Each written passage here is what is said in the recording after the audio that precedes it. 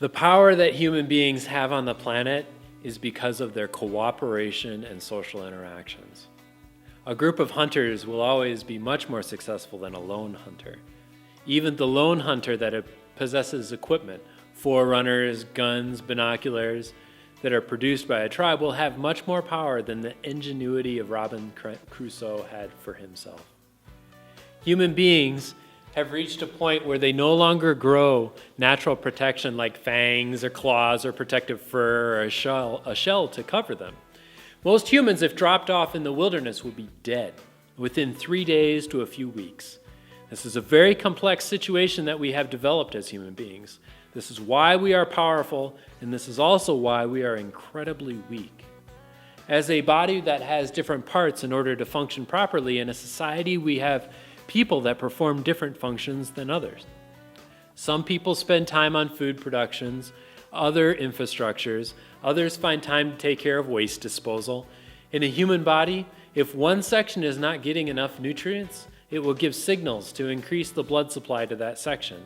If this does not work, the body will send out signals that the brain interprets as intense pain. This can be compared to a baby that cries when it is hungry, wet, or uncomfortable. If the body gets an adequate supply of nutrition, it will send signals of comfort. And this is like when a baby coos, or a kitten purrs, or a woman giggles. In a social situation, when 2 or more people get together for a common cause, each person needs to have adequate food, shelter, and kudos in order for the group to be at peace and functional. Common causes are building a city or a farm, or building rockets to go to Mars, going to war, or putting dinosaurs on Mars.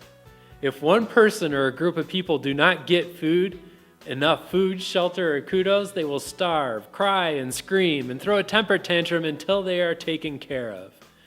The reason that these people are not getting enough food, shelter, or kudos is because other people in the society have become cancerous and are taking too much for themselves without providing anything in return. In our society, we call these people rich. They are always using all the resources, and everyone else is doing all the work and taking care of them. In a human body, cells can become cancerous, and they decide that they want all of the food, shelter, and kudos without providing any usable function to the body. In a human body, when the cells become cancerous, they have to become eliminated for the body to become healthy. In a society, if it is unbalanced with ultra-rich and the ultra-poor, it will become sickly and die. To make sure this balance is kept, humans have a built-in equality meter. They are always checking to see if what they are given is equal compared to what other people in the group have received.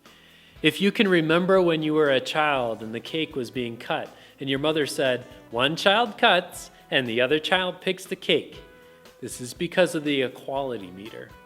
The people in the back of the bus control this equality meter. You may remember eating dinner at your uncle's house. He would have 3 tables, one for adults, one for the teenagers, and one for the kids. You always felt bad because you sat at the smallest table and you were served last. When you were at school and someone brought cupcakes for the class, and when the cupcakes were passed out and you didn't get any cupcakes, do you remember how that felt? This is your equality meter. When you are at work and you realize that someone has worked there for a shorter time than you did less work than you, yet received a bigger paycheck than you, how did you feel? Or when you realize that some people got paid because of their gender, how did you feel?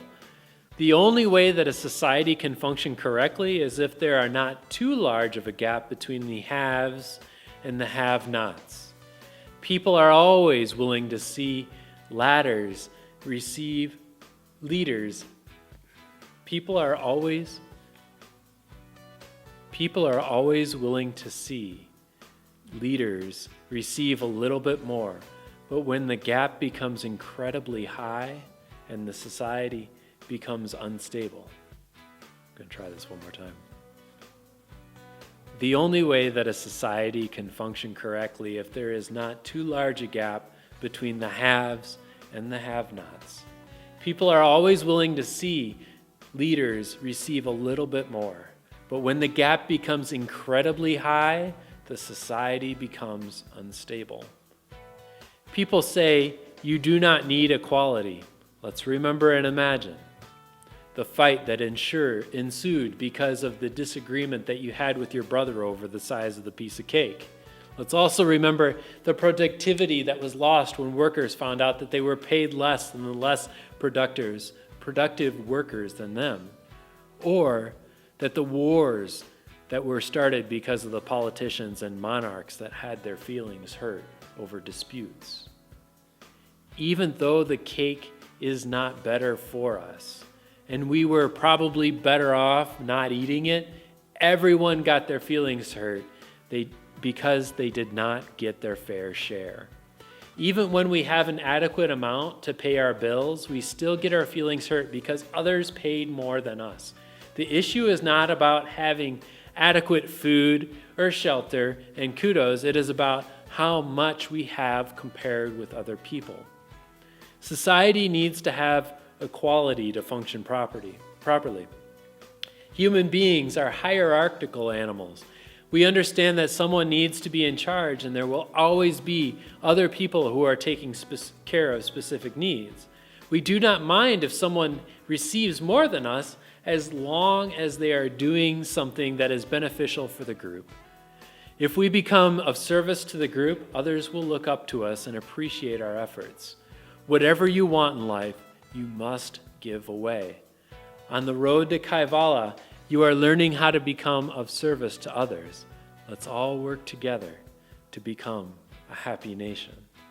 Observe where your positions in society are in different situations. With each of these positions, where is your equality meter? How do you want to change your position in society? Do you want to do this by putting others down? Do you want to do this by working hard? Do you want to do this by helping others? You are great and wonderful. Thank you for joining us on the road to Kaivala.